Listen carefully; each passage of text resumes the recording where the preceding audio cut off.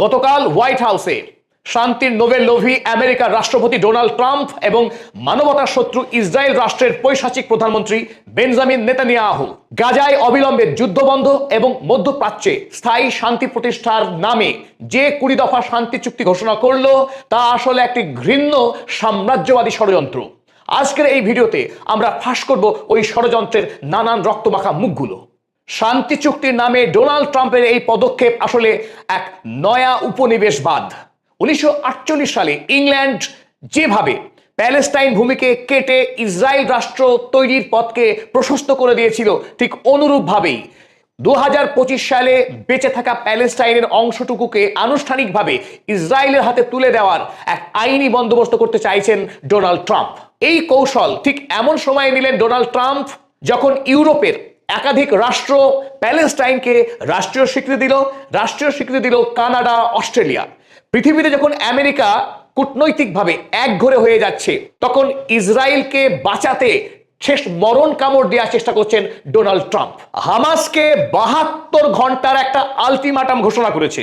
72 ঘন্টার মধ্যে হামাস যদি এই শান্তি চুক্তিতে সম্মতি না দেয়, তাহলে আমেরিকা, তিনি নিজেকে পৃথিবীর বাবা বলে মনে করেন, ডোনাল্ড ট্রাম্প বলে দিয়েছেন ইসরায়েল তাহলে তার সেই কাজ শেষ করবে প্যালেস্টাইনে। তার মানে প্রায় ধ্বংস হয়ে যাওয়া প্যালেস্টাইনকে, গাজা স্ট্রিপকে নির্মূল করে দিতে তার বুলডোজার চালিয়ে দেবে ইসরায়েল, আর সেই কাজকে আরো অস্ত্র দিয়ে সাহায্য করবে আমেরিকা, তা তিনি গর্বের সঙ্গে ঘোষণা করলেন। এখন প্রশ্ন হচ্ছে, হামাস কোন শর্তে, কি কারণে আমেরিকা ইসরায়েলের তৈরি করা যে বোর্ড, যার নাম দিয়েছেন বোর্ড অফ পিস, চাপিয়ে দেওয়া হবে ফিলিস্তিনিদের মাথার উপরে? যে বোর্ড অফ পিসে ফিলিস্তিনের কোনো সদস্য থাকবে না, ফিলিস্তিনি জনতার কোনো মতামত থাকবে না তাদের আত্মনিয়ন্ত্রণ করার অধিকার, সেই বোর্ড অফ পিসকে এখন মেনে নিতে হবে গাজাবাসীদের, আর হামাসকে সই করতে হবে যে এটা একটা মহান চুক্তি। ডোনাল্ড ট্রাম্প একজন মহান, উদার, এবং যাতে তিনি শান্তি নোবেল পুরস্কারটা পেয়ে যান, সেই কাজ এখন করতে হবে হামাসকে। হামাস এই একতরফা, অসম, অগণতান্ত্রিক, মানবতা বিরোধী এই চুক্তিকে যদি মেনে না নেয়, সমস্ত অপরাধ এবার হামাসের ঘাড়ির উপরে চাপিয়ে দিয়ে বাকি ধ্বংস কাজটা শেষ করা হবে। এই হচ্ছে মতলব ডোনাল্ড ট্রাম্প এবং পৈশাচিক বেঞ্জামিন নেতানিয়াহুর। ডোনাল্ড ট্রাম্পের বিউটিফুল বোর্ড অফ পিস, এটা পরিচালনা করার প্রধান উপদেষ্টা হিসেবে থাকবেন ডোনাল্ড ট্রাম্প নিজে, এবং আনুষ্ঠানিকভাবে গাজায় থেকে পরিচালনা নেতৃত্ব দেবেন ইংল্যান্ডের প্রাক্তন প্রধানমন্ত্রী টনি ব্লেয়ার। কি আশ্চর্য, কি ভয়ানক একটা ষড়যন্ত্র, যেখানে ফিলিস্তিনি নাগরিকদেরকে মানুষ থেকে পশু স্তরে নামিয়ে দেওয়া হবে, তাদেরকে বানানো হবে ক্রীতদাস, আর সেই গাজার ওপরে সামরিক মিলিটারি শক্তি থাকবে ইসরায়েলের। এই কথা ঘোষণা করছে শান্তি চুক্তির নামে ডোনাল্ড ট্রাম্প, এবং ফিলিস্তিনিদের তাদের নিজেদের বেঁচে থাকার অধিকার হারিয়ে স্বাগত জানাতে হবে এই চুক্তিকে, দাবি করছেন ডোনাল্ড ট্রাম্প। তাহলে এটা পুরো দস্তর একটা উপনিবেশিক শাসন ছাড়া আর কিছু নয়। حسبي الله ونعم الوكيل. نزل المربع كامل عليهم. حسبي الله ونعم الوكيل. نزل المربع على السكان.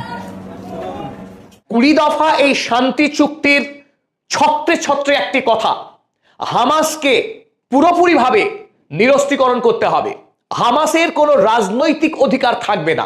গাজাতে যে সরকার তৈরি হবে, সেই সরকার পুরোপুরি আমেরিকা, ইংল্যান্ডের প্রাক্তন প্রধানমন্ত্রী টনি ব্লেয়ার, ইসরায়েল এবং তাদের বন্ধু রাষ্ট্রগুলো চালাবে। এখানে প্যালেস্টাইনের যে প্যালেস্টাইন অথরিটি যেটা আছে, মেহমুদ আব্বাস যার প্রধানমন্ত্রী, সেই প্যালেস্টাইন অথরিটির কোনো হাত থাকবে না কোনো গাজাবাসীর। সম্পূর্ণ বিদেশ থেকে আসা দখলদারি একটা সরকার চলবে গাজার উপরে। এটাকে বলছেন শান্তি চুক্তি ডোনাল্ড ট্রাম্প, এটাকে শান্তি চুক্তি বলছেন বেঞ্জামিন নেতানিয়াহু, এবং তিনি পত্রপাঠ এই শান্তি চুক্তিকে মেনে নিয়ে স্বাগত জানাচ্ছেন। বেঞ্জামিন নেতানিয়াহু মুসলিম গাজাবাসীদেরকে শান্তি ফিরিয়ে আনতে উদ্যোগ নিয়েছেন। স্বাভাবিকভাবেই প্রশ্ন তো উঠছেই, প্রশ্ন সারা পৃথিবীর বিশেষজ্ঞ মহলে। সব দোষ হামাসের। হামাসকেই দায়ী করা হচ্ছে গাজায় যে যুদ্ধ চলছে না, একতরফা আগ্রাসন চলছে। হামাস কোথায়?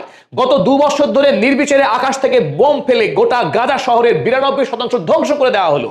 বলা হচ্ছে হামাস এই যুদ্ধের জন্য দায়ী, সুতরাং হামাসকে যুদ্ধ থেকে তাদের সমস্ত টানেল ধ্বংস করতে হবে, তাদের এই গাজা থেকে সেফ প্যাসেজ নিয়ে অন্যত্র চলে যেতে হবে।